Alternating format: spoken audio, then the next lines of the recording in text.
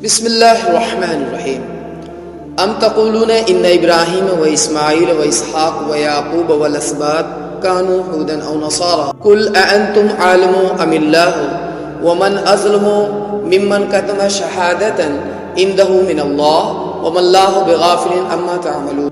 یا پھر کیا تمہارا کہنا یہ ہے کہ ابراہیم علیہ السلام، اسماعیل علیہ السلام، اسحاق علیہ السلام، یعقوب علیہ السلام اور اولاد یعقوب علیہ السلام سب کے سب یہودی تھے یا نصرانی تھے؟ کہو تم زیادہ جانتے ہو یا اللہ؟ اس شخص سے بڑا ظالم اور کون ہوگا جس کے ذمے اللہ کی طرف سے ایک گواہی ہو اور وہ اسے چھپائے۔ تمہاری حرکات سے اللہ غافل تو نہیں ہے۔ تلک امۃ قد خلت لها ما کسبت ولکم ما کسبتم ولا تسألون عما كانوا يعملون۔ وہ کچھ لوگ تھے جو گزر چکے، ان کی کمائی ان کے لیے تھی اور تمہاری کمائی تمہارے لیے، تم سے ان کے اعمال کے متعلق سوال نہیں ہوگا۔